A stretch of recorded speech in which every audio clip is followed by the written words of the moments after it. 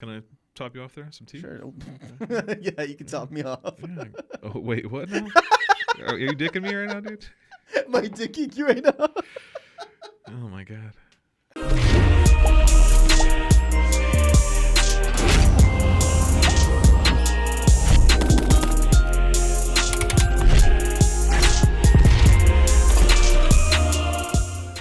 Hello, hello, hello. Happy New Year 2024. Happy New Year, bud. Yeah, this is going to be either a great year or a year of misery. Well, it is an election year, so probably the latter. Probably a year of misery, I would imagine. 2024 election, woo! Yeah, the Iowa caucus starts in 2 weeks, so the election is upon us. 2 weeks' time. Dude, I'm scared. 2 weeks from yesterday, the primary season will begin, starting with Iowa. New Hampshire follows the week after. Yeah, that's well, if they don't ban all elections within 2 weeks. Yeah. I mean, I don't know if you guys have heard all the recent commotion that's been going on, but was it Colorado basically took Trump off the Republican? Yeah, Maine too. Before we get to that though, what do you guys think of that new intro video? Because that would have just played. Yeah, I know. I think. Well, no, the last one had it. Oh, the last one had it. Yeah, well, it had it. It had it, but this one we changed some stuff around. I don't know if you guys can see. My wife had this awesome thing commissioned, this work of art. This thing. It's beautiful, isn't it? Look at it. Can I top you off there? Some tea? Sure. Yeah, you can top me off. Yeah. Oh, wait, what now? Are you dicking me right now, dude? My dicking you right now? Oh, my God. Oh, man. Oh, already have a good time. Hopefully this isn't that famous sleepy tea. This one is... Crashed my car on the way home. A custom blend of jasmine, lavender, and a splash of peppermint. Yeah, that's pretty much sleepy tea. Dude, I went so deep into tea, man. This was actually not spoiler, but whatever. This is a gift for my wife for Christmas. We drink a lot of tea, as the longtime listeners of the pod will know. I always have a sleepy time tea in hand, but that's always just bagged tea. So what we did recently, what I got for my wife was a bunch of. I went down to this local shop and I got a bunch of different, like ounce by the ounce, a bunch of loose leaf teas. I got a nice kettle, and I got a nice like tea pot set. So I've been making like custom loose leaf brews. There's like this infuser thing that steeps, and I take it out, and now, so that's what it is. So I've been kind of experimenting with all these different, like I have chamomile, Egyptian chamomile, lavender, jasmine, peppermint, all kinds of different loose. I got another huge order coming in that should be here by the end of January. A whole bunch of new loose leaf teas, because I don't do a lot of caffeine anymore. So it's all herbal, decaffeinated. Herbal teas. But how wonderful is this? You know? Well, it's interesting you say that because, I grew up in a household where we didn't really have tea bags for the longest time. We didn't use that shit. Yeah. My grandma would go into the fucking mountains, bro, pick up like wild teas that she would pick herself up in the mountains, bring it down to the hills, package that shit like nicely so it'd go through airport security. And there's been a few times where they've like literally pulled her over to the side. Hey, what is all of this? She's like, it's chai, it's tea. And she barely speaks English, and they think she's smuggling like weed. You said this is your grandma? What? You said this is your grandma? This is my grandma. Oh, okay. Yeah. So she and her mother have been very into like natural teas, and we got like hundreds in my mom's like cupboard, just like it's written down on the package, with what Sharpie. They are. Yeah. But yeah, I grew up on that. And that's good stuff, man. I'm a new convert to just like loose leaf teas, like high quality tea. I've always been a bag tea, like a Lipton tea bag guy. I'll have a coffee in the morning because we have an espresso machine upstairs, so I just make usually like an Americano. That's the right way to do it, though. A single cup Americano. I'll make my espresso. I'll throw in a little splash of oat milk, some ice, like a teaspoon of sugar, and I'll just pour my hot coffee, the hot espresso, into that glass. It'll melt the ice, water it down, and that's what I'll drink. I'll have one of those in the morning. That's and not then bad. For the rest of the day, I'm on herbal teas. Herbal teas. Yeah. Herbal man. Well, yeah, teas are good for you. We drink a decent amount in my place, too. A lot of mint tea. We like the mint. I'm a big mint fan, but we also have a lot of tummy aches because we believe my lady might be lactose intolerant and also gluten intolerant. Wow. We're not 100% sure, but she's always having tummy whammy. trouble. So Yeah. I'm waking up at 2 a.m. making, mint tea all the time. Yeah, my wife was having tummy troubles too a while back. She's always been a vegetarian, and she was having some issues. So we just ran an experiment. She was like, well, it's either probably lactose or gluten, and let's find out which. So she cut out dairy for like a couple weeks, and she never got to gluten. She immediately felt better. So she's like, oh, that must have been what it was. So she's been vegan since. So it's been about 2 years or so of her just being straight vegan now. So she cut out, in addition to just dairy, she also cut out now she just went straight vegan, which makes my life a little difficult, not being vegetarian and living with a vegan. So it's kind of like, Yeah. But I've embraced like the milk alternatives, like the oat milks and the thing is, I love oat milk, man. I'd rather have oat milk in my coffee than regular milk. I also get my tummy gets upset when it's like straight milk too. So I'm like, yeah, it's better for me anyway too. I still eat cheese, but well, a lot of cheese loses a lot of lactose. Yeah, because the cheese I eat is not like good cheese. It's like processed ass sharp cheddar. You know what I mean? So it's like there's not a lot of original milk left in those cheeses. Yeah. I mean, a lot of cheeses, like I think like Parmesan and stuff, are very low in lactase. I think most hard cheeses are, as well as like just American processed cheeses. Like when you buy the block of like Kroger brand cheddar or whatever, it's like the neon yellow stuff. It's like not a lot of milk left. I think in that. Maybe, I don't know. I'm not a scientist. What do I know? Yeah. Anyway, cool, man. Had a good holiday? Had a good break? My holiday was all right. I mean, nothing. I work through Christmas, and that's why we haven't. Forgot to apologize. We have not uploaded in a couple weeks. Appreciate your patience. Yeah, it was a holiday break. I'm sure we didn't really announce it, but it's pretty obvious. I would imagine that if a podcast just disappears over Christmas and New Year for a couple weeks, that they're probably on holiday break, and we are no exception. So hopefully this is uploads at the very end of the first week of January. Yeah. So that's the goal. But if not, you hear from us when you hear from us. Yeah. We are working men, and we have other things to do. Dude, I've been on vacation for 2 weeks or a week and a half now. I go back to school on Monday. It's been so nice just doing nothing all day. Yeah. I've gotten a lot done. Yeah, dude, just sleep in, man. A lot of times it's just sleep. You gotta like catch up on that shit. Yeah. But yeah, it wasn't bad.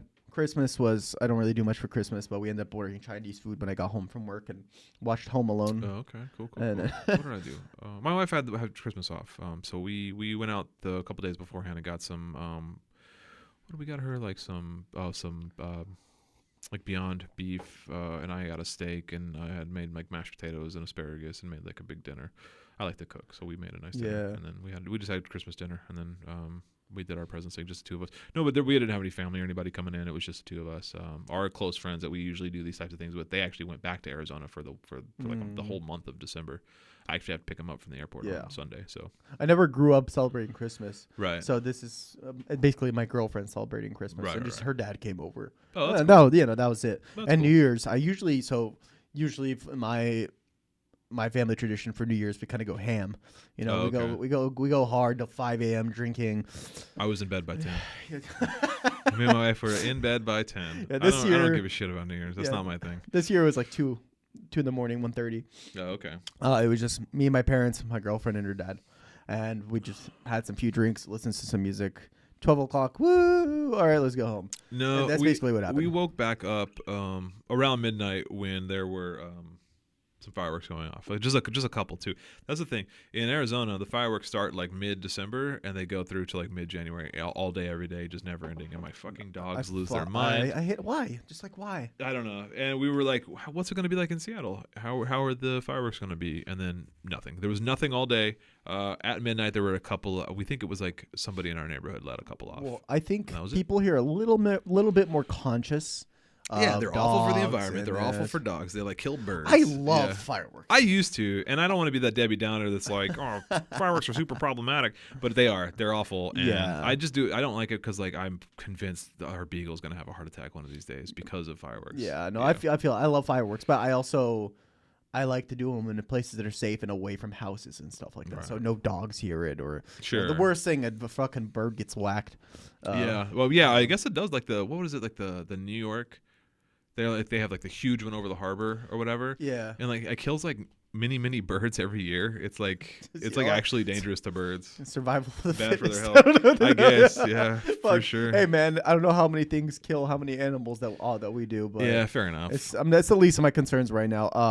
But I know Seattle, the Space Needle, they always do like fireworks off at the Space Needle. Yeah, I had imagined that probably downtown there's probably more stuff. So I'm guessing that's why people don't do fireworks too much here, because they just look at Seattle. Yeah, because I'm like, for those of you, I don't think I've ever really mentioned it, I'm in North Seattle, so I'm like 20 minutes north of downtown. I'm still in Seattle, like city limits, but I'm just like 20 minutes north of downtown, so we don't get a lot of the downtown shenanigans. I kind of live out in the burbs. The burbs. Still not. I mean, it's still like a metropolitan area. I'm still in Seattle, but it's Yeah. I live by. Well, that's the adequate. Who the hell wants to live downtown except psychotic people? Yeah, I don't know. Like some of the sea people live in like Cap Hill or whatever, and like in U District. I can't, man. It's kind of cool. I don't know. It's nice to be like it's that cool close to everything. Get there and party for a night and then just fucking leave. Yeah, fair enough. I don't want to be like fucking 2 a.m. Yeah, you raise a good point. I mean, like, yeah, that's not really like.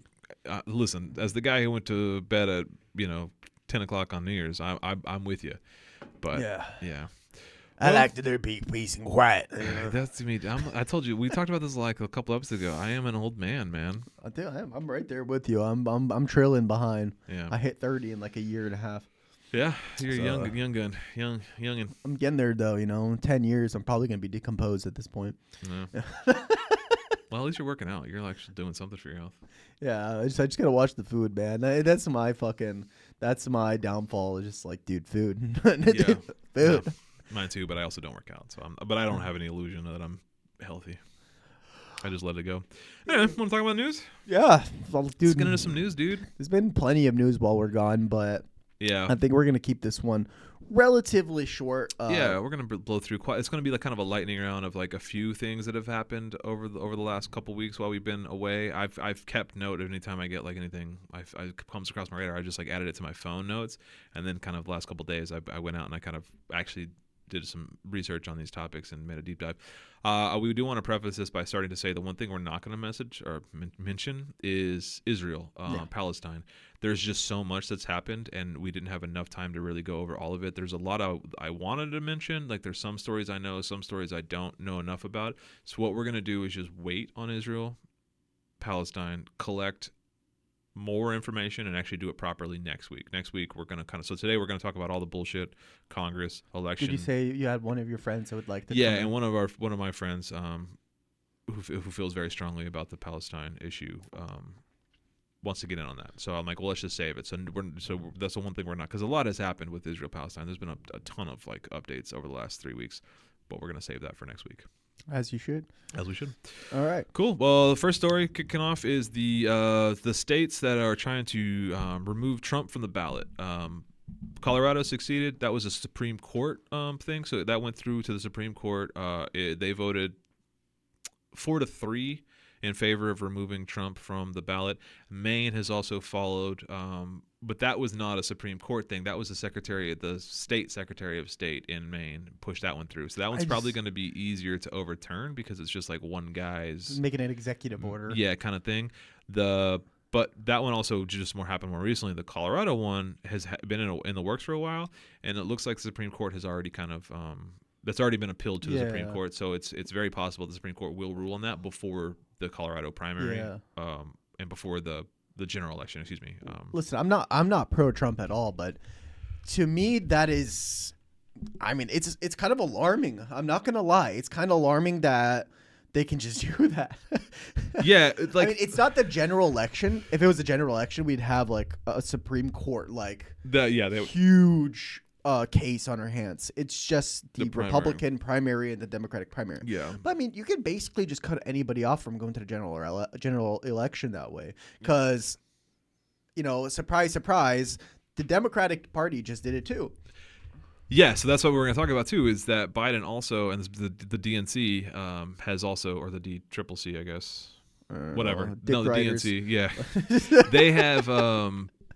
Yeah, they did the same thing. They've removed a lot of challengers from primary ballots and primary elections in a bunch of states. New Hampshire was one, or I'm sorry, North Carolina was one. But there's also another guy. He's a congressman. Quinn, I believe, is his name. He's a pretty establishment Democrat. He's not very exciting by any means, but he's also like having a hard time getting on the ballot in some of these places. So yeah, it's it just comes back to just being so funny that I know what they've been doing is they've been moving the admission time where you have to put in all the paperwork to be on the ballot a month back, but told nobody. And so they would disqualify them from getting onto the actual ballot. From North Carolina specifically, the Democratic Party in North Carolina, the DNCC or whatever the fuck they're called, basically voted 5-0 to just choose Joe Biden and completely bypass the Democratic portion of the primary. Wow. So the Democratic Party in North Carolina voted for that. Like the five people that are like the head of the election commission or whatever. Yeah. So I was like, wow, what a democracy. Yeah. Well, and I'm glad you said the magic word, right? Democracy. So here's where what it's come down to is essentially you have Trump being barred from ballots on the Republican side, and you have the DNC or the Democratic Party kind of barring challengers to Biden on the Democrat side.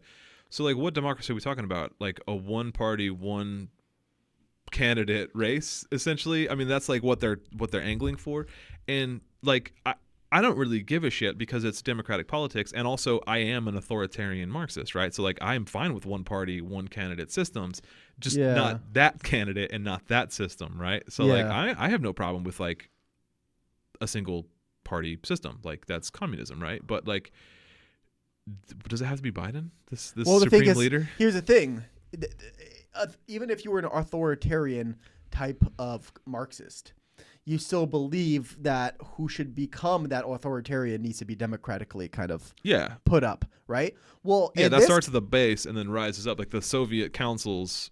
They, and then it's you got the guy at the head. This is just skipping the process and just the guy in power saying, "Nah, I'm just going to stay in power." Exactly. That's some real dictator shit. No, exactly. And I think I was watching Secular Talk earlier today, and he puts it fantastically. He's like, "Hey, we don't believe Iran's a real democracy because whoever is running for positions in Iran has to be approved by the Ayatollah." Mm-hmm. Okay, well then you could say the same thing about our Democratic parties. It's like whoever is running for the Democratic parties, it has to be approved by the Democratic Party, and that's what they did with Biden. They just said, no, we're just going to go with Biden, and you guys don't get even a chance to get onto the ballot, right? So I'm just like, so our democracy is basically the equivalent to Iran's democracy if we're going to hold that standard. Yeah, I mean, we've always known that American democracy is a joke. Like the difference between the two party candidates is relatively like minor, but now it's just openly. Yeah, we're done apparently. The really funny thing to come out of this this whole story though was Vivek Ramaswamy, just in the most pathetic bootlicker like move ever. He went on the news and just kept pledging that he was going to drop from the ballot in Colorado if Trump couldn't be on the ballot, then I'm not going to be on the ballot. And he's nobody gives a shit. And it's just like, dude, whatever. First of all, nobody gives a shit. Also, you're embarrassing yourself. Like Trump doesn't care about you. Like I just thought that was so funny. That fake man, just nobody cares, dude. You're just such a fucking weird Trump bootlicker, and it's so awkward. It's just cringe, dude. The Indian Ben Shapiro and just fawning over Daddy Trump. Yeah, it's just the most cringe thing in the world. I don't know. I don't know if there was a whole lot more to say about that. Oh, it looks like, however, the Supreme Court is 6-3 conservative, right? So there's 6 conservatives, 3 liberals in the Supreme Court. There's 3 of those conservatives Trump nominated himself, like Trump appointed the Supreme Court, and it looks like this will go to the Supreme Court. So like I think all of this is really moot in the end because they're probably going to overturn it. And we should mention the whole legal reason, the whole legal basis for this is the 14th Amendment, right? So the 14th Amendment blocks anyone from taking political office that has taken part in an insurrection. The historical side to this is the 14th Amendment. Kind of post-Civil War, this was a way to kind of stop traitors and pro-Confederate people with pro-Confederate sympathies being allowed in the government, right? You didn't want people that had like tried to form their own United States and secede from the Union to then come back and be like, "Sup, I'm part of the government now." Sup, dog. So like that's kind of what the Nazis did with like multiple governments. Yeah. So that was the legal side of this, was just the 14th Amendment, and that because the argument is that he took place in and was a proponent of and like led an insurrection. So therefore, according to the 14th Amendment, he's no longer qualified. And like not for nothing, but there is like a point there, right? So like, yeah, they're not wrong.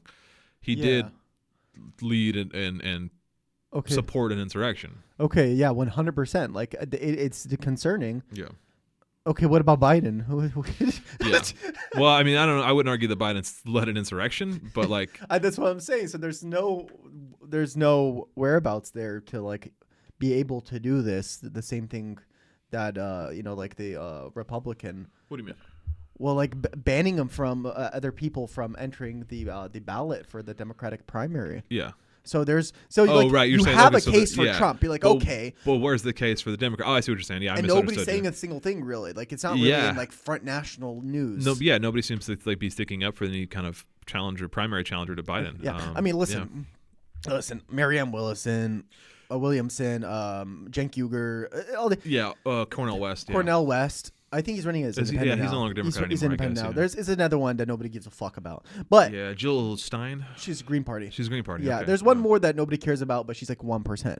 But again, they're so scared that is Cenk Uygur still running? That's still a thing? He's still running. Oh, okay. Yeah, there's a problem with his if he can run because he's not born in America. He's a nationalized citizen, but depending how you interpret the Constitution and the law, you can accept him as he can run for president or he can't. There's a lot of... I'm no constitutional scholar, but there's like 3 criteria to be president, and one of them is be born here.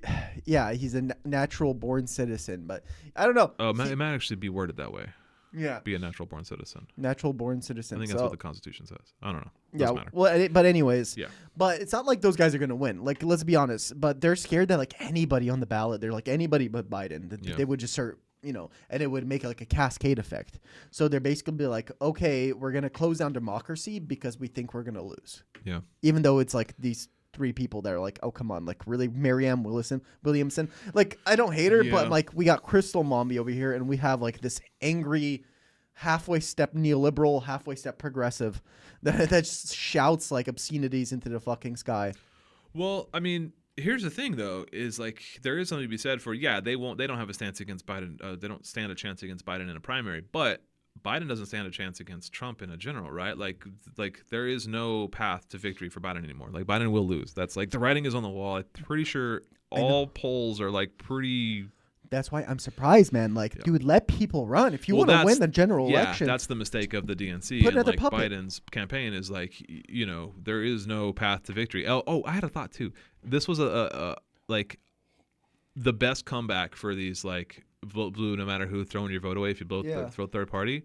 Voting for Biden is throwing your vote away because there's no chance he can win. So voting for Biden is voting for Trump because Trump will win in the general. So there you go. If anybody says because you're not voting or because you're voting third party or you're voting for like the Karina De La Cruz and Garcia, then you can just say, well, I'm not going to support a losing candidate like Biden. That's just throwing my vote away. Very true, but I also have something else to say to those people. I don't give a fuck. There's also fuck the Democratic Party. Fuck the Republican Party. Genocide Joe doesn't belong in office anymore. I don't care if it's like, you rather have Trump over Biden. It's like, I rather have neither. They're both pro-genocide. Your third option here would be fucking stuttering Kennedy, and he's pro-genocide. So give me somebody that's not pro-genocide. I cannot vote for somebody that is pro-genocide. My people went through a genocide. I cannot morally vote for it. So if somebody's like, oh, vote blue for no matter who, I tell you, go fuck yourself. I just don't give a shit. Like, at this point. Well said, man. Well said. Succinct. Okay, well, I mean, I think that wraps up our presidential election. I mean, I guess the only thing left to say there is that, I think I mentioned it. The Iowa caucuses start in 2 weeks, so here we go. Yeah, we're going to watch the next Republican primary? I don't know when it is, but I think it's like... Is it not tonight? Oh no, it's next Wednesday. It's next Thursday. We'll double check. But I would be down. We got a nice setup for it now, so we can. And it'll be interesting because there's only a few candidates left. Yeah, it's really come down to Haley and Trump, DeSantis. Yeah, I think Vivek is still there, but I don't know. I think he'd have to do something really big to make a comeback. Yeah, I think it's really Haley is kind of like the DeSantis and also, Haley are the second and third. Fuck her too. Well, yeah, she's pretty awful. She is. Well, it's not that just she's awful. She's so fucking fake. I mean, how many people know that she's Punjabi? She's Indian. Yeah, well, because she changed her name, didn't she? Yeah, she changed her name, and she like literally, I guess, made her appearance more Western white. And then none of these Republicans know. Nobody knows that she's Indian. If they knew that, why do you think she changed her name? You know, if they knew that, she would lose half her fucking support, in my opinion. For sure. You know, I mean, like, I don't think I knew that until like late last year. She's Punjabi Indian, right? I'm like, why did she has got like a little look to her? And I'm like, there's something there. So I looked her up, and she is like, that is not her name. She changed her name. You know, all respect if you want to change your name, that's not a problem. But she changed her name for the right reasons. For the wrong reasons, for politics. I'm like, this person is an absolute political Scrooge. Yeah, she's doing it for political reasons. So I'm like, how much can you trust this person as a Republican? How do you look at that as a Republican? You know, can you even trust her? For any Republican watching us, which at this point they're probably shut down. They're gone. Like after. Yeah. Well, here's a quick story that I found very fun, which is back to Congress, which is this every episode. It just feels like we further prove that Congress is useless and just like a weird cult of useless people, and like really it's this institution that has no purpose anymore. It's a jerk off circle. Yeah, and the newest congressional news I find just so funny is that Lauren Boebert is swapping districts. She's had a pretty tough race historically in her district, Colorado District 3, which I believe is like it's like the western. It's like almost like if Colorado's a square, it's like all of like western Colorado, which I think is typically more it's the Rocky Mountains. It's west of the Rockies, I think, or like whatever. I forget what it's called. There's like it's just a rural area. It's more rural, right? Because like the middle is where Denver is, and as you go to the right, and like Denver has like a handful of congressional districts because there's like Fort Collins and Denver, and like there's a bunch of cities, and that's where it's based on population, right? So there's a bunch of districts.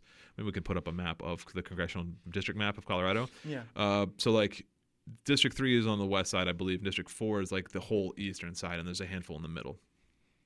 District 4 has consistently been a Republican stronghold. The guy's name was Ken Buck. I want to say his name is he's a Republican. Ken Buck. He's no longer running in that seat. He sounds like a Republican. Yeah, Ken Buck. He's no longer running. They call me Buckshot. Old Bucky boy. This will be his last term. So Boebert's like, well, I've had a tough race in Congressional District 3. I'll just run in congressional. Keep in mind, she doesn't live there, doesn't know the people, doesn't know the problems. Like there's like the whole point of Congress is that you're supposed to represent where you live, right? They're your constituents. You represent your constituents in DC. That's how the system is supposed to work. Yeah. If you just willy nilly choose any, like that means that like if I ran for Congress, I'll be like, you know what? We are in Seattle.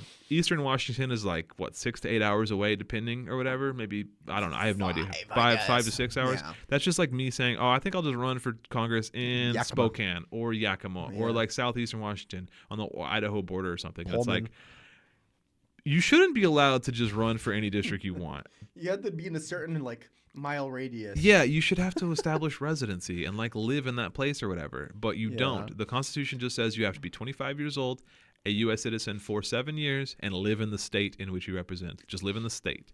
So she can do this. She can just swap districts as much as she wants. And like she's, said it's like, she's had a whole bunch of reasons. She says the liberal Hollywood elites have pushed her out of her district because, which I don't understand how Hollywood elites have anything to do with Western Colorado. But like to be fair, like I think a lot of celebrities have endorsed her opponent, and he has outspent her like 10-1. Like he's spent her many millions more on this campaign than she has. It's all indication is that she will lose this next election. So that's why she's doing this, is because she's moving from a purple district where she's had to fight really hard and narrowly win each time to a pretty secure district. That's the only reason she's doing it, is just because like but there is I guess a positive upside for the Democrats here is that basically what she's doing is giving a seat to the Democrats. It's almost a guaranteed spot. Because like Ken Buck's seat, it was always Republican, and hers was Republican, but now she's abandoning hers to go to his. I mean, they could find somebody else, but they're not gonna. The Democrats gonna win. There's no name recognition. You'd have to like put like a massive. And I think that's the only thing that's kept her going, is just she's like this loud firebrand Republican. So like name recognition gets her voted in long past the point of like. Well, yeah. I mean, I don't know, but long past the point of her being like actually winning that district. Yeah. So it looks like the Democrats will pick up a congressional seat. I mean, that's again, but I don't for really give her. a shit. Yeah. I mean, either way, whatever. But literally, that's the definition of a carpetbagger, right? Like, carpetbagger is like somebody who just like never heard of that term. The term, it's like it's from people who were in the North would go to the South after the Civil War and like set up businesses and stuff. Like people that kind of like because everything's like demolished and shit. Yeah, like people that like stake a claim and like take kind of like advantage of like a place that you're not from, right? Historically, so like literally the definition of this. Netanyahu. Sure, every Israeli, you can make an argument for like the country of Israel is a carpetbagger. Every like birthright Israeli that like immigrates with an E to Israel, that's like carpetbagging. And so this is like literally the definition of a carpetbagger. The entire population is a carpetbagger. And it's like, so like again, what is just like American congressional democracy is a joke if you can just pick up and choose any district you want to live in, and like so like the pro-democracy like people that still believe in like rock flag and eagle like American democracy, like not left or right, but just people that still believe in that institution will say, well, this is the system working, is that the constituents wouldn't vote for her in her new district because they don't know her, right? Like that's the thing, is like you have to, it's up to the individual voters like to speak with their voice at the ballot box to then say, well, if she doesn't belong there, then she won't win. But like that's not how it works. That's not how American elections work. She's on it's news. Name recognition. It's name recognition. Yeah, it's a popularity contest. Like it doesn't matter if it's optics. Because like, there may be some conscientious voters, even on the right, that are like, well, she doesn't really know my interests. But like they don't. People don't think that way. People are like, oh, she hates Biden, so I'm going to vote her in. It's like, okay, if Bernie Sanders moved into Seattle just to be the fucking governor, people would elect him in a second. 100%. Bernie Sanders. Even though he knows nothing about Washington politics or exactly. whatever. So I don't know. Exactly. Anyway, it's just, I don't know if that really matters. It's just more congressional bullshit, but it's just very dumb, and I hate it. Yeah, I agree. We got another story here. We're kind of just going through these, rapid fire. More migrant busing drama. This has been a big thing. We all remember the Florida DeSantis busing migrants to like Martha's Vineyard and Cape Cod or whatever it was. Well, apparently like the news kind of stopped reporting on it, but this hasn't stopped happening in a while. And it's Louisiana has picked up on it, and then Texas has picked up on it.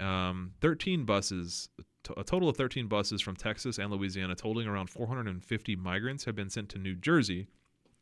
Their goal is New York. However, New York City Mayor Eric Adams signed like an emergency like executive order law into place that all charter buses coming into New York City have to be notified New York like transit 32 hours in advance for like just as a law. So like the law is like blanket enough and generic enough to not trigger any kind of like immigration issue. It's just a charter like transit law. But really what the purpose of that law is to give them time, because like as what's been happening is like a bus will just show up in Manhattan at like 2 a.m. with like 400 migrants and be like, buck off.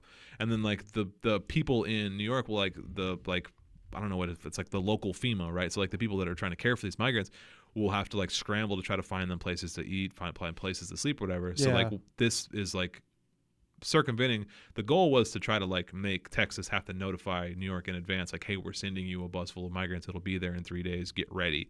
Obviously, they're not going to do that. So what they're doing is just dumping them in New Jersey right on the border.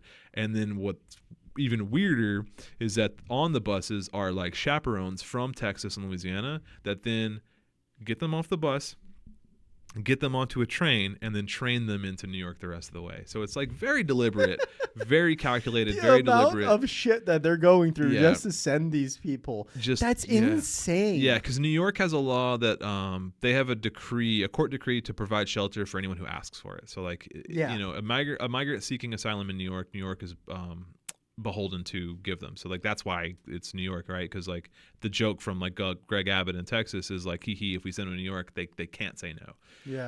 So like that's because they're just doing it to be dicks, right? They're trying to prove a point that like, oh, this is what it's like living on the border. But it's like New York is happy to take these people on. They're dealing with a crisis of like they have too many right now, and I guess like that's the point that Greg Abbott is trying to make. But like they're happy to do it. They're struggling to find resources, right? Like, I mean, we know from doing mutual aid, like just in general, that like finding resources just to like feed and clothe and like care for our own like unhoused population is difficult. If you were to add like a constant stream of intentional people being bused to your city for migrants, that's going to put a strain on New York's New York's economy and like just in general, like the amount. I mean, it could increase the amount of social work jobs. Yeah, but I just think that it's batshit crazy that it's this just is ghoulish happening. behavior. It's just like, how are they getting these people onto these buses in the first? I understand in the beginning they offered, they're like, oh, we're gonna get you a job. Or I think they're still doing that. I think they're still just telling them, like, you know, bro, it's been we're gonna 6 send months. you to New York. Like, oh, I mean, if you're, have they not heard the news? Have they not heard from other people? Well, I mean, I from feel family like members that's happened to. Yeah, but I feel like if you're coming here from, like, you know, El Salvador or Guatemala or whatever, and you're making your way north, or Mexico, whatever the country is, you make your way north, you get across the border, you're trying to come to America, like, do you care if you're in Texas or New York? I think it'd probably be better to be in New York than Texas, like, because if you know, depending if you're in Manhattan or not. I mean, downtown Manhattan being homeless is fucking miserable. You know, I guess that's fair. I don't know. I mean, I don't know. I don't know, like, the details that. Here's a quote from the New York Times, though. Mr. Adams, referring to the executive order thing and just kind of the story in general. Mr. Adams signed his order last week to bring more structure to the process of buses dropping off migrants near the Port Authority bus terminal at Midtown Manhattan at odd hours and without notice. The mayor has said the city was being destroyed by the migrant crisis. Since the spring of 2022, New York City has processed more than 161,500 asylum seekers, 68,000 of whom are in shelter and under the city's care. New York City is required by court decree to provide shelter to those who have. So more than 150,000 people have been bused there. That's a lot of fucking people. Yeah, so that's what I'm saying. Since the spring of 2022, I think, which is when this maybe like that whole thing first started with, like, the Martha's Vineyard. Yeah. The news kind of dropped. The news kind of dropped about this, but, like, this has not stopped happening. Almost what they're coming up on 200,000 migrants that have been sent to New York from these states. So, like, this has not stopped. It's just like I said, it's just ghoulish, the absolute worst of the worst, like, to do this, like, just as like a political stunt, kind of like using people's lives as a political using stunt. This, like, incredibly traumatic, like, journey that these migrant people have kind of been on as just political stunts. It's just, I don't know. I mean, we all know Greg Abbott, and I forget it's not still Bobby Jindal is the governor of New York, or I'm sorry, Louisiana, is it? God, no, fuck if I know Louisiana's politics. Yeah, he's the governor was a guy named Bobby Jindal, but I don't know if it still is. But anyway, yeah, I mean, these states are pretty ghoulish. I would know. I'm from Louisiana. But it's just, yeah. Now I'm by the bayou. Yeah, I'm from Northwest Louisiana. There's not really bayou. It's kind of like flat. Yeah. Just sorry, didn't mean to break the stereotype you had of me and my family in my head. My entire everything I know shattered has been shattered. I'm from Northwest Louisiana, outside of a small town outside of, like, an hour outside of Shreveport. Nearby the bayou. Yeah, 8 hours from a bayou, maybe. Bobby Jindal, he was the governor of Louisiana from 2008 to 2016, so I don't know who it is now. Yeah, he is the current governor of Louisiana, is a guy named John Bel Edwards. I don't know anything about him, but he's a Democrat. Wow. What difference do you think he's made in the state so far? Yeah, if he's a Democrat, why is he pulling the shenanigans? Oh my God. What is going on? I don't know. I that actually threw me for a curveball. I gotta. I'm gonna show them Democrats what it feels like. Quote: Edwards announced his candidacy for governor in 2015. He said that Louisiana needed, quote, a healthy dose of common sense and compassion for ordinary people, unquote. Compassion for ordinary people. And, like, this may not be. What the fuck? Oh, I should note that of the 13 buses, 12 are from Texas, 1 from Louisiana. So I don't know what the full. Texas is like 12 times the size. Yeah. So Texas I mean, per capita, is it? What do you mean? What are you trying to say? Like, per population, it's about the same, because Texas is like 13 times the size of Louisiana, is it not? No. Well, yeah. Population-wise. No, population-wise, Texas is home to like 3 of, like, the largest cities in the country. So no, the biggest city in Louisiana is probably New Orleans as part of population, but Dallas, Houston, Austin. Well, I'm saying that Texas itself has like 28 million people, 25. Oh, I have no idea. And Louisiana has what, like 3-4 million? Yeah, maybe something like that. So I'm saying one bus, 14 bus per population. Oh, it's about equivalent. It's about equivalent. Like, as a percentage of the population. Yeah. Sure. There we go. As a percentage of the population. There you go. I don't know, but Louisiana's not on. There's no, I mean, like, the Gulf of Mexico, right? People swimming. Yeah. They said, fuck Texas. That's swimming to Louisiana. I'm thinking the geography. Like, yeah, because Texas, the whole, like, down horn of Texas, like, there's a lot of Texas. Half of Texas is on the Mexico border. Yeah. But none of Louisiana is, right? So, like, how are those migrants getting to Louisiana? I mean, they must just be by walking through. I don't know. Unless they're coming up and around, maybe they don't want to be shipped off to New York, so they're like, you know what, we're gonna bypass by just taking a raft onto Louisiana, and then Louisiana's like, no, you're going to New York, you bitch. I wonder how long it would take to get from Cuba to like New Orleans, right? Because like it's only 90 miles to Miami, I think, from Cuba. From like Havana to Cuba. It makes a lot more sense for them to go. Yeah, but I don't know. It must just be people that have just been like processed through the system and ended up in Louisiana somehow, or over the course of like a couple of like months or years made their way to Louisiana and then are rounded up. Yeah, but realistically, that most likely just went through Texas, got into Louisiana. Probably. Yeah. I don't know. I don't have all the details. So fair enough. I actually I asked my I get like a news update as I'm getting ready in the morning, and that was just something they mentioned, and I'm guilty of not really knowing that that busing shenanigans was still going on. I mean, we all know like there was a whole drama that happened last year or early this year, whenever that was. I mean, even if mainstream media is not presenting that, in the news, I was surprised there's not many articles, floating around Twitter or Reddit or whatever. Yeah, I also think like Israel-Palestine has just taken up so much like social media space. I mean, we forgot about Ukraine, Russia. That shit's still going on. That was before that. Yeah, so I think there's just been a lot going on. Which wait till China, Taiwan. Yeah, man. I mean, if there's is there ever a time for another war to begin and you don't want that much attention on you, it'd be now. Right now. I know. I can't. I made a post once that I deleted. I didn't delete it. I just didn't. I wrote it out and then I didn't post it. That was just like, it was just because it was also just boring. It was just a long text wall of like, I can't wait till America goes to war with China so that I can be a partisan fighter on behalf of China, sabotaging supply lines behind the lines in America. Like, I can't wait to sabotage supply lines. I'm saying none of that shit, period, man. Yeah. Fuck that shit. Well, it was mostly a joke of like, obviously. It is a joke. Nobody's going to be a partisan fighter. I'm not going to be a partisan fighter on behalf of around. Our Lord and Savior Xi Jinping. But Daddy Xi, I will fight for you. For Daddy Xi. Yeah. All right. Yeah, no, I'm not actually going to be a partisan fighter for the Chinese. Maybe I will. You never know. It's not Tyler anymore. It's Ty. I don't know. Is that racist? Feels racist. I don't know. I don't know what any surnames. Well, just like imagine somebody from Shanghai was like, no, I'm changing my name from Ty Ling to Ty Smith. It's just a fair enough. Common last name. I'll take Jackie Chan's name. I'll be Tai Chan. Yeah, Tai Chan. Yeah, I like that actually. Yeah. That's good. That's cool. In honor of Jackie Chan. Shout out to Jackie Chan. A Tai Chan stan. Comrade If you ever get really popular. Yeah, you can be a Tai Chan stan. Okay, well that got weird, but let's move on. Harvard drama. I hesitated to even bring this up because mostly I don't really give a shit about Harvard. There's a reason I did, which I'll touch on at the end. But I mean, Harvard is a very classist, very elitist, for-profit like private corporation, right? It's a private university. They're at the end of the day, they may claim that their goal is higher education, but like it's their business. It's a business. It's like most higher education is a business. It's about funds. If it's a private institute, it's a business.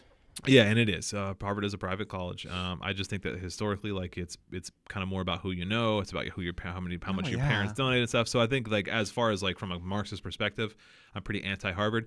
The flip side to that is I am very pro higher education. So like I do think you should go get college degrees, and I do think higher education is like is something because that should be strived for. I think a school like Harvard should be there depending on how you get in. I just think it should be free, 100%. Sure. But we should send the geniuses there, regardless. But it's if you ever see like who is getting into it's just frat bros Harvard? With like congressional dads. Well, 30% of it or something like that is I can't remember. Yeah, legacy members. It's just legacy members. Like a huge percentage is just legacy members. Yeah.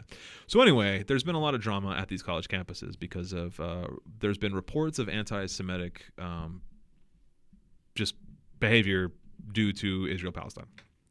All like just that conversation being risen. So a lot of reports have come out that on these college campuses, specifically UPenn, MIT, and Harvard, so like pretty prestigious institutions, there's been like rampant anti-Semitism on campus. So those three presidents of those colleges, UPenn, MIT, and Harvard, went before a congressional hearing to kind of answer for those allegations of anti-Semitic like systemic anti-Semitic, like not just like shit on campus, but like institutional like anti-Semitism in as a systemic issue within those institutions. So it was going normal, whatever, and then Elise Stefanik, who was a Republican congresswoman, who was she's also pretty awful. She asked the question, and I forget exactly how she worded it. Basically, like, is it ever okay for people to call for the genocide of Israel or of Israeli people? And the Harvard president answered, "It depends on the context. Is genocide against Israeli okay? Depends on the context," was her answer. Probably not the best answer to that question. No, not at all. You should probably answer no. I want to like not defend her for a second, but I do want to say that, like, to clarify what she was saying, because I think she has since clarified it. She has apologized for that remark, but she clarified after, which is what she meant was there's a First Amendment conversation there, which is what the context she was referring to was about the First Amendment, was like, if you're protesting and you have a sign that says "Death to Israel," whatever, that's when it is appropriate to say that in that context, because that's a First Amendment, your First Amendment right. So, like, obviously Harvard has laws against like hate speech and also calls for violence, like in the Harvard handbook or whatever. There's all these different like rules against that. So, like, yes, Harvard is against that, but she was asked point blank, like, is it ever whatever, and she said it depends on the context. So that was what she got her in a lot of trouble. That was, I mean, for somebody that is in such a high institution and like is such a big person that has to deal with these types of things all the time, she's a black woman, and she'd only held the job for 6 months. It's actually a record for the shortest position ever held at Harvard. She should have known you can't just say in a context. We all know it's a context, but you have to explain the context. I think she was trying to actually be diplomatic and political and like PC with that answer, but in the end, it kind of actually backfired for her. So the UPenn president resigned just a few days after that hearing, because I don't have the details on why exactly. I think the UPenn board of like regents or whatever called for her resignation, so she resigned. I think she was also a woman. I think she was a white lady, if I'm mistaken. The MIT board or whatever is actually standing by the MIT president, and that person, I don't know if it's a man or a woman for MIT. They're not resigning, but as of just a couple days ago, the Harvard president resigned. So she said, because also a bunch of whole allegations of her plagiarizing some of her previous like doctoral work, I think, like also resurfaced because there's been such a spotlight on her. So now there's been a lot of accusations that she actually plagiarized to get where she is. That I don't really believe. She's vehemently said that's not true. This is just people attacking my character because I'm a black woman or whatever. So like maybe not, maybe so. I don't know about that. Yeah. But she resigned regardless. Well, like, so two things have happened. One is the person they chose to replace her as the president of Harvard is a hardcore Zionist. So like, it's almost like seems like planned. I swear. I don't know if it's planned, but like, and I don't like that falls into the trap of like that of actual anti-Semitism, which is say, well, there you go, you got another Zionist at the top of this institution, like they are taking over the world. Yeah, right? You start getting conspiracy theories. Oh God! But it's like, and I want to make it clear, I don't believe in those conspiracy theories. That's silly. That's actual anti-Semitism. Yeah, exactly. I don't think Jews run the world. I don't think Jews are taking over the world. I think it's unfortunate that a Zionist took over a place like Harvard because I don't like Zionism or Zionists to be like in general. So that's unfortunate. The reason I brought the story, kind of what I teased at the beginning of this, is I don't really give a shit about Harvard per se, but I think this illustrates a larger issue of just America being very anti-education and anti-high education. Elise Stefanik tweeted 2 down, 1 to go, basically, regarding these 3 presidents. Or I think she just tweeted two down, not 1 to go. She just said 2 down, implying 1 to go. So it's more like just fun for her to get these people fired, because this is like they a lot of stuff this is talked about. It's because of the DEI boards, the diversity, equity, and inclusion standards that these colleges have of like just like making sure that there are safe spaces on campus, making sure that there are diverse people on the board. Or in faculty members in general. So this is just more of like the right and just America in general, just being anti-higher education, not understanding higher education, and just generally being like afraid of people smarter than they are, or like they see intelligence as a weakness or as something to fear. And that's where like the people have just really piled on and be like, yeah, fuck that lady, she's Harvard, she must just be one of them liberal elitists or whatever. And it's like, well, no, you're missing the point of like actual education and like what it's there for. Sorry, maybe I've just been ranting too long about that, but no, you're just trying to explain your thoughts, because like, it's a complex issue, you know. So you're explaining your thoughts. There's nothing wrong with it. It's kind of hard because it's like it's kind of, I don't know. It's a kind of a theme that goes back and forth in American society. It's just like you want to be higher education, but these higher education or people in higher education like Harvard are elites. So it's just like, are you saying everything based upon principle, or are you saying it based upon political affiliations? Yeah. You kind of have to explain, and that's what she should have done as well. She should have explained more of what her. The problem is, and maybe I should have had the clip ready if I was going to talk this much about it. I thought this was going to be a little faster, but like she was not given that opportunity, because it's like most of it. If you've watched any congressional hearing, it's just about a bunch of yelling, and like the people on the stand, they just want like a soundbite. And so she actually, the way Elise Stefanik phrased the question was yes or no. Yes or no, is it whatever, and like is genocide okay? Yada. Yes or no, like she just like was forcing her to say yes or no, and like moved on, and then she said depends on the context, and then she just yelled back no. The answer was that's the wrong answer. The answer is always no, and like not for nothing, but I do kind of agree with that. Is like the answer is no. Like especially on a college campus, which is supposed to be kind of a place of learning, like you shouldn't have to be worried about people calling for the genocide of your people. I'm not the biggest fan of Israel as a state. I'm not the biggest fan of Zionists, but like.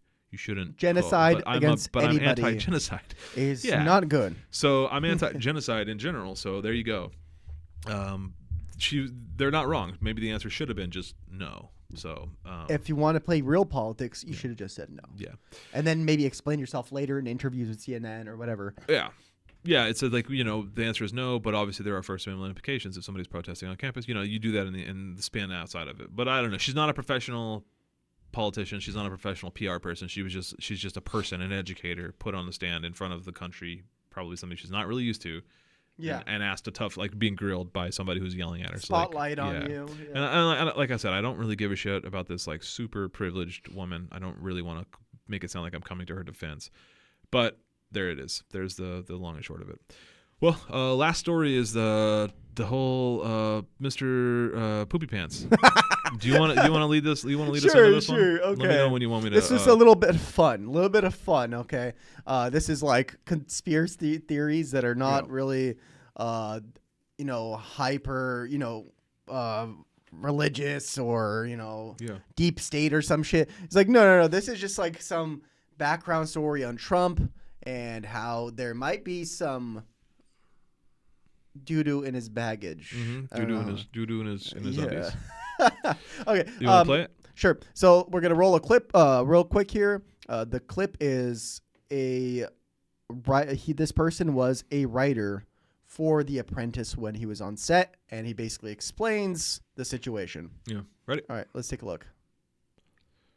Diapers is not a joke. It depends. Diaper Don is trending, but it's based in reality. He would often soil himself on The Apprentice set. He's incontinent from all the speed, all the Adderall he does, the cocaine that he's done for decades. All that stuff has a laxative, and it has an effect on your bowels, and his are uncontrollable. He's worn diapers since probably the 90s, but I saw it firsthand in the 2000s on Celebrity Apprentice in late 2000s, and we'd have to stop the show and change. Okay, I do have to say, the Adderall, the cocaine, come on, this is believable. Now, sure, this is believable.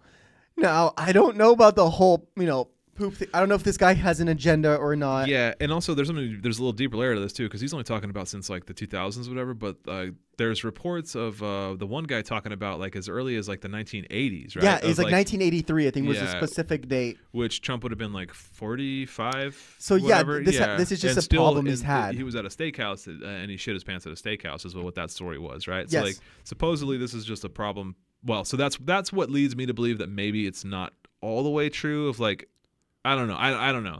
Because that seems like, why would a 45-year-old man or however old at the time be incontinent?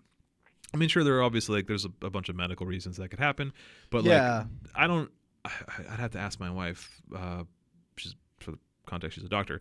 Like how long and how severe you would have to have a cocaine or Adderall or like amphetamine like addiction like to become incontinent. That's not something that happens overnight, right? No, so, like, it doesn't. Yeah, and I mean, I don't get it wrong. Don't get me wrong. I believe absolutely 100% that Trump. But I think it's like pretty much proven at this point, like that he is zooted out of his mind 9 times out of 10. Yeah, I mean, was it the Sudafed or whatever that he got from the UK, because that version has like the fucking the upper. Just watch the debates too. Remember, like just him like sniffing and snorting on the debates. Like, he's a real estate businessman in the 80s, dude. Like, you think the dude wasn't like just railing below? Yeah. Oh, absolutely. Yeah. Now, just context. Of course, we believe that. Now, with this guy from The Apprentice. Yeah. I mean, he was a writer on The Apprentice. Yeah. So I don't know what agenda he has, but let him speak. Our nickname for Keith was Wet Wipes. It's not a joke. It's happened several times. And you've seen it happen while he's in office. You've seen he was in the Oval Office with Erdogan, and you could clearly hear him sort of evacuating himself. He did it in front of Senator Feinstein, Dianne Feinstein, at a press conference. So he does it, and he almost sits there like and unaware of it, you know. And one time I saw Ivanka have to go kind of whisper in his ear, and then Keith came and took him off stage. He'll also do it in a rage, and this is where it gets really drug related. He'll start to freak out. You know, one time there was the word arbitrage on a cue card, and he started screaming that the script department was setting him up. You're setting me up, and he just freaked out. And I just then feel like this is something very we do. loudly, Yeah, that I believe. evacuated his bowels, and you could smell it. You know, and the guy who was holding the boom mic, I don't know. I mean, you know, was tearing up. So I believe that's where the nickname, the SHIT show, came from. That was the crew nickname for Celebrity Apprentice. The shit show. So when you hear Diaper Don, it's not a joke. He tries to hide it. I'll give you one more fact. If you look up the video of him when he was doing the WWF thing, he tackles a guy on the ground outside of the ring, and you can clearly see the outline of the Depends in his pants. And that was back in the early 90s. I mean, he's lost control of his bowels. He's lost control of his brain. That's who he is, Diaper Don. So, I mean, I don't know how much validity it all has, but like just seeing it from so many like sources makes me fucking laugh. Yeah. I don't know. Like, I don't know how much like faith to put in that guy, right? Because like, yeah, 100%. It's obvious that he maybe has some kind of like agenda. There was a tag we cut, but it was like the Midas touch, like the truth is golden. So I don't know if that's some kind of like Yeah, I have no clue or something. I'm not gonna look into it because I don't care, because this is just a fun story. But yeah, I mean, I believe that 100%. There's plenty of photos of him. It's not just whatever wrestling thing he was talking about. There's plenty of photos of him where he clearly has the outline of a Depends, because like he's an 80-year-old man. Like in addition to 80-year-old man, yeah, he definitely spent probably most of the 80s, 90s, 2000s just fucking slamming cocaine and God knows what other drugs. So like, yeah, dude, sure, I believe it. If the Democrats wanted to win, they would take this and fucking run away with it. Yeah. Not all in, but just you gotta fuck around just and be like, Joe Biden goes, oh, if it is a Diaper Don, you know? Dude, okay. Nothing will get me to vote for Genocide Joe. However, if he were to just like at the primary debate or the general debates or whatever, like just only refer to him as Diaper Don, that would go a long way for me. Dude, can you imagine? It's like, oh, by the way, I can smell something from here. Yeah, like on the debate stage. Oh my God. See, the thing is that like the Biden and his camp would never do that because they're cowards. Jesus But man, Christ, it would just be so funny. Yeah. I would love to catch that live. Oh my God. 100%. I think I wish it myself. Yeah. I wish it myself. Well,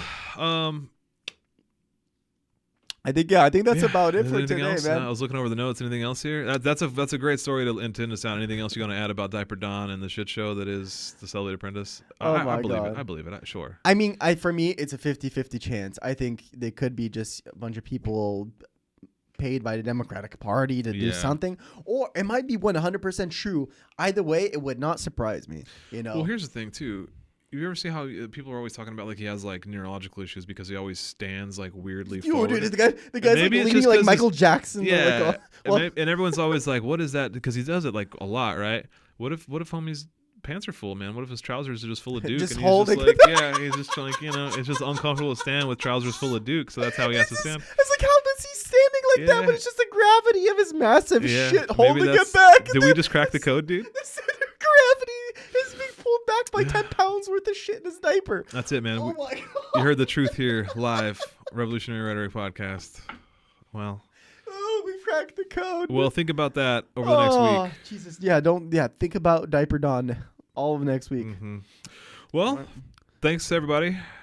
Make sure to like, share, comment, subscribe. Yes. Subscribe to the YouTube channel. Subscribe wherever you get your podcasts. Let's get those numbers up. Let's start the new year strong. I promise I will be better about Instagram. I posted one already. You posted one already. I posted it back to my story. I'm going to be better about doing cross-platform kind of, or cross-account, I should say, stuff. So give us a follow, Revolutionary Rhetoric Pod, on most social medias. Rev Rhetoric on Twitter.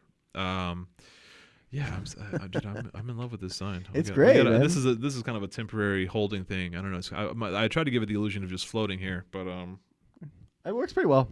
Yeah. Give us a follow on all the various social medias. Write us an email. Send us an email. revolutionaryrhetoric@gmail.com.